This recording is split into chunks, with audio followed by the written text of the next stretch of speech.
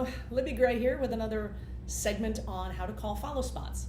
This will be segment 4 if I release them in this order. I'm the LD for Styx, currently on tour, and today I'm coming to you from a hotel in Alpharetta, Georgia, where we play the big amphitheater tomorrow, whatever they're calling it this year, the Alpharetta Amphitheater, the one that seats 12,000 people. But first I have to give you a quick shout out to some friends of mine because I've just come from the production dress rehearsals for Motley Crue, Def Leppard, Poison, and Joan Jett. And how is that for a bill this summer?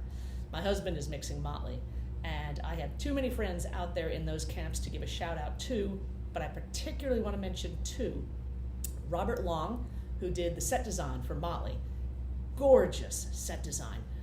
Big stainless steel, post-apocalyptic wreckage all over the stage. It takes light beautifully. It is a thing of beauty from a lighting perspective. So if you can ever see a design by Robert Long, go see that. And also my old friend Kenji Ohashi, who has been Def Leppard's designer for many years, is doing his usual fantastic work out there. And if you can see this Def Leppard tour this summer of 2022, Leppard Motley, or if you can see Kenji's work somewhere else, it is a master class in timing. And I don't mean where's one timing, everybody's got that. I mean internal timing, transitions in cues. He just does spectacular work. So see that tour if you can, a lot of great lighting going on, beautiful sets, it'll be a fun one. We're here in Georgia, and also I gotta give props to those guys who are working out at the stadium. It is hot here in Georgia. I live in Southern Virginia, so I like to think I know something about heat and humidity. I do not. The people who live in Georgia, they know something about it. So, not looking forward to tomorrow's heat. But, moving on to follow spot calling, I think it's time we get into the meat of the matter, really, which is the spot rap. Today I'm just going to give you my spot rap exactly as I give it to 6 spots standing at Dimmer Beach before a show. There are other components to this rap if you're doing a multi-band bill, including a spot map and some other details that I will share with you another time.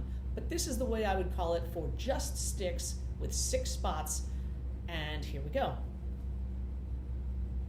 Hi everybody, thanks for being here for this meeting. My name is Libby Gray, I'm the LD for Styx.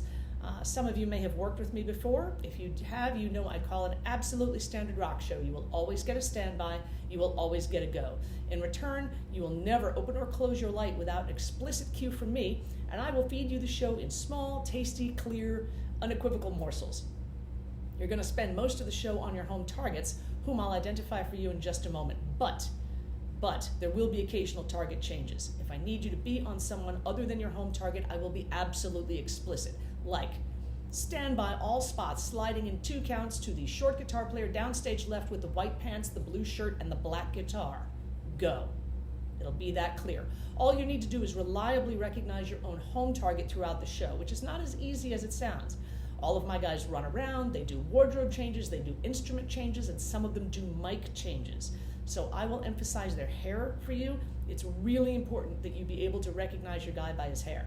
I mean, if he walks out on stage in a clown suit with a red rubber nose, you need to know that it's your man by his hair.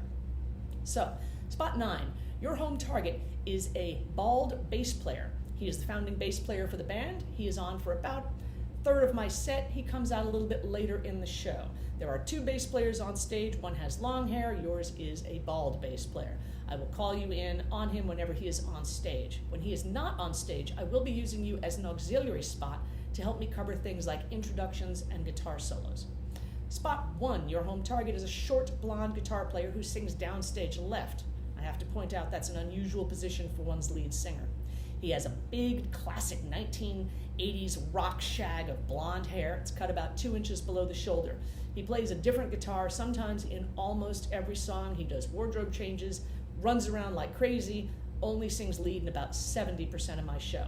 His name is Tommy Shaw, and you may know him, but you will never, ever hear me call my artists by name because I don't entertain the conceit that you know my guys by name. We will call him the short, blonde guitar player. Spot 2, your home target is a tall, blonde guitar player, and the difference in height is big enough between those 2 guys there will be no confusion. The tall, blonde guitar player sings from the center stage left vocal mic. His blonde hair is just brushing his collar and back, and these days he's been wearing a hat, a black hat, for part of the show, typically starting the show in a black jacket, but don't get married to his wardrobe. All I can tell you is that at this time, all of his wardrobe changes are variations of black jackets, black pants, and black shirts. He also plays a bunch of different guitars, but they're all Strats, if that means anything to you. If it doesn't, don't worry about it. Tall blonde guitar player, center stage left. When not singing, he too will roam the whole stage. Spot 3, your home target is a bass player who plays a whole bunch of different basses. And I don't want you to get focused in on his instrument because most of his basses are 5 or 6 strings, which starts to look an awful lot like a regular guitar from the back of the room. So you need to know that his hair is distinctly reddish brown, very, very straight, and just cut about an inch below the shoulder right now. He sings vocals at center stage right, but sometimes somebody else sings at that mic. So again, pay attention to your guy's hair.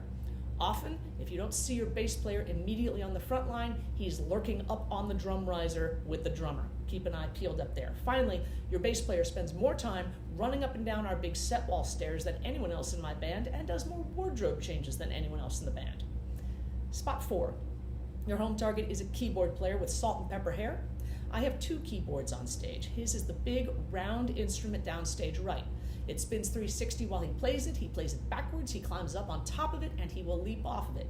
And in addition to that, he will spend at least 4 songs in this set running the stage, and I do mean running the stage with a handheld mic. So, have a nice show. Spot 10, your home target is a black-haired guitar player. His mic is not on the front line with everybody else. His mic is just stage right of the drum kit. If you drew a line between the big round keyboard rig and the drum kit, you would find his mic on that line. But he's also the only guitar player I have with black hair, which makes him an easy pickup for you, spot 10. Those are all your home targets. The default count for my show is a bump on the word go, unless I ask for a fade, and all fades are 2 counts. I do ask you to make that a slow, true 2 count, not this. That's not 2 counts. I don't care how you count it. 1 Heineken, 2 Heineken is just fine. Slower is better. A word on blackout bumps, please only use your dowsers. Never show me your choppers tonight. The reason for that is most of our songs start with fade ins. So if you accidentally chop out for a blackout, we're boned for the next cue before we even get there. And frankly, your dowser is plenty fast enough for the human eye. So use your dowser, just snap it shut for a blackout bump, plenty fast enough. Size is a particular concern for us tonight because we're playing in front of a shiny aluminum set with video panels built into it. So if your light's bigger than it has to be, it's going to be blasting all over the world. So our full body shot is a 3/4 shot, mid-shin to head. Here's a bit of trivia. I was giving this exact same rap to a bunch of spot operators at Sweden Rock Fest in 2019. And they're all standing around and I mentioned size control and they say very nonchalant, oh, yes, standard American full body. Never heard this before. So I go, yeah, that, exactly what I meant. And later on I asked my crew, who are some German guys, and I'm like, what's up with that? And they were like, yes, standard American full body. Everybody knows that. You mid-shin, you cut off the socks and shoes. So I have been calling spots since 1995, and I had never once, including internationally, heard that expression. So apparently America has contributed something to the world besides jazz. It is a 3/4 body shot everywhere out in planet Earth, I am assured, is called standard American full body. And I'll bet you guys have never heard that too, because you're American. How would you hear that? So we will be running our show in standard American full body. Digression over. That smaller shot size yields a couple of complications. Number 1, I know your standard operating procedure is to slide your light open just a little bit to cover 2 guys if they get next to each other. Tonight you will not do that. You will hold your shot size.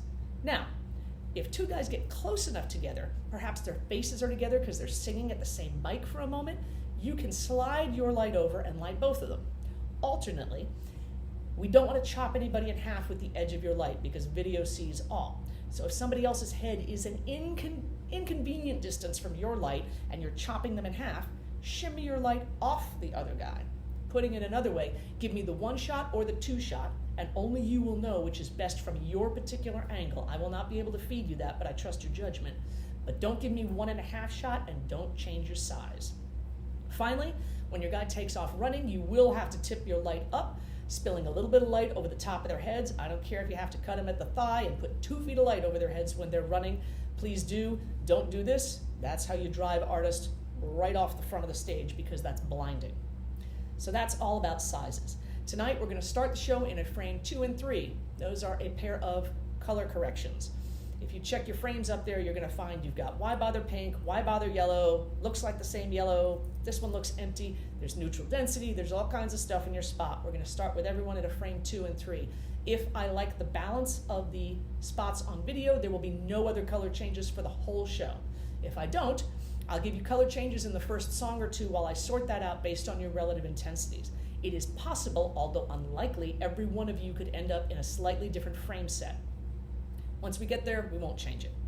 So if you do not have sights or spot dots or tail rads of any kind on those lights, no ghosting in tonight.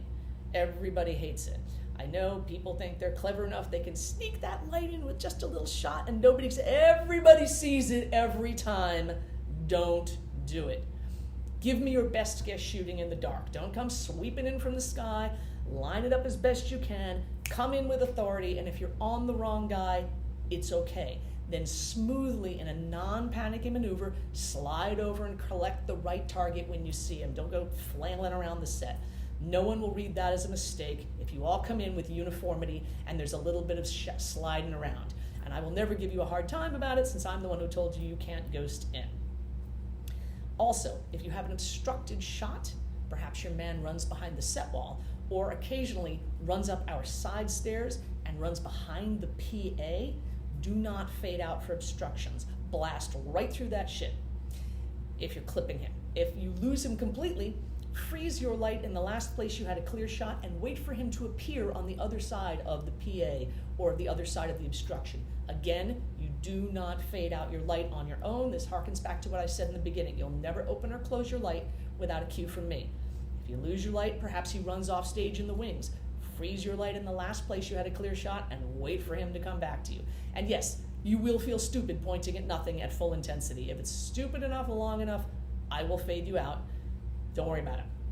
We will be at full intensity with a hard edge unless I ask for something else, and you'll need that hard edge because this is a fairly bright show. If you've got a soft edge in it, you'll have a really hard time with the follow. So once you've adjusted your size, find that nice crisp edge. So what else? That really leaves problems. First of all, this is a mics off show, but if you have a problem with your light or you need a cue repeated, you key your mic and say, please repeat that, this is spot 2. If you have a problem with your light, all I need to hear is your light is down. And shout it at me, it's a loud show. You key your mic, you say, spot 10 is down. When there's a break in the action, I'll get back to you and ask you for one piece of actionable intelligence, which might be, I lost power, send the electrician, or my dowser's jammed shut, send tools, or I think my ballast is on fire, I need a fire extinguisher. Whatever that is, we will get that shit up to you because I need you all working. If you are able to fix the problem on your own, sometimes the voltage drops, a lamp loses strike, and you can restrike it. Do not pop back in on your own. In that case, having informed me that you already had a problem, you would just key your mic and say, this is spot so-and-so, I'm ready to work. Let me give you a cue to come in that feels intentional, like the next chorus or something. Don't just bang in because you fixed the problem. And finally, and I save it for last because it's most important, comm failure. If you lose comm, the follow spots in your hand will be the only thing you have to communicate with. And the way you will communicate with me is by knocking your frames out to open white. If I see you bump to open white for no reason in the middle of the show, I will know exactly what that means, and I will send the cavalry. In that instance, your only responsibility is to get to open white and get to your home target if you're not already on him. You remain on him for the whole song. I don't care if you know where the solo for Blue Collar Man is, you stay on your home target. And then, when the song ends, please use your common sense and follow the stage lights out, black out, fade out, whatever you can do at the end of the song. In between songs, if you do not have communication, do not try to guess your cues. Do not come in for conversation. If someone's talking at a mic, if there are band intros, forget it. I'll cover it with stage light. When the next song starts, if you see your artist on stage performing, you fade back in still in open white, and you stay on for that song until one of two things happens. We will fix the intercom or the show will end. But I promise you one of those two things is going to roll around, so that's how we're going to handle comm failure. Once again, My name is Libby. I'll be talking to you on headset shortly before the show. Give me about 6 or 7 minutes of your time right at the top of the show to confirm everything is good. Let me know about the condition of your fixtures. My band is notorious for starting not late, but sometimes a minute or two early. So be sure, pretend we're going to start on time. I'll talk to you all on headsets at that time. And thank you very much for your time in the meeting. Talk to you soon. So that is how I would conduct a spot meeting, which leads directly into the top of the show. So jumping right ahead, I've dismissed the spots. We've talked for 6 or 7 minutes there. They're at their lights. I've already checked them in. I would say something like this. All right, follow spots. We're about 3 minutes out from the top of the show, and here's what's going to happen. First of all, house lights, are you with us? Great. What's your name? Okay, when the time comes, house lights, I'm going to give you a standby followed by the magic word cue, which I will not utter aloud at this time. I have no internal house lights cues. My last song is Renegade, and I will not need you on headset until that time. So, more on house lights later. Follow spots. You just heard me say what's going to happen with house lights, but first you're going to hear some chatter over my radio. You're going to hear things like, start the show, start the show. Nobody get excited. Mine is the only voice you will take a cue from over headset during this show. After the chatter, I will call a house lights cue. Then I'm going to run 25 or 30 seconds of dark blue sparkly cues on stage. During this sequence, the band will walk out on stage lit only in silhouette and dark light. I don't want anyone to get itchy trigger fingers. You are not picking the band up as they enter. The audience will see the band. They will react and start screaming and cheering. It's okay. The first cue when we get to it will be all spots bumping in on their home targets, and they will all the artists will be standing at the mics that I have previously defined for you. And we will be off to the races. The first song is only 2.5 minutes long, and I call it the Get Acquainted song. This will be your opportunity to take a good look at your artist, compare their relative heights, and in particular, notice the way they move and their hair. Finally, you'll have a few moments to adjust your size, discreetly, gently, and sharpen your edge. I have no cues for you for the next 2.5 minutes. Once we get rolling, that's your time to get your lights right. And here we are, about to start the show. Stand by all spots, stand by house lights, and most important, everybody have a good show. Have some fun tonight. And that is the beginning of a Styx show. And I think I've done enough talking for this segment, so if you're still awake, we'll talk some more next time. But the spot rap is half the show, but it is an important half of the show, because there's no way to convey all that information you just heard me babble in the first song. Having that information in advance will make your spots more effective, and all of the information you just heard me give, I have at some point tried to edit out of my spot rap. I have tried to shorten it, I have tried to condense it, I have cut things, I have added things, and the spot ups themselves have given me the best feedback. They have told me what they need more information on, what they need less information on, and everything in that rap you just heard is tried and true, absolutely part of every single show. So, give some thought to your own spot rap. Are you giving them enough information? If you find during the show you're having to give them more story, you're yelling it over the band, not the optimal time to be sharing information. Consider giving more information in your spot meeting. And that's it. See you next time, gang.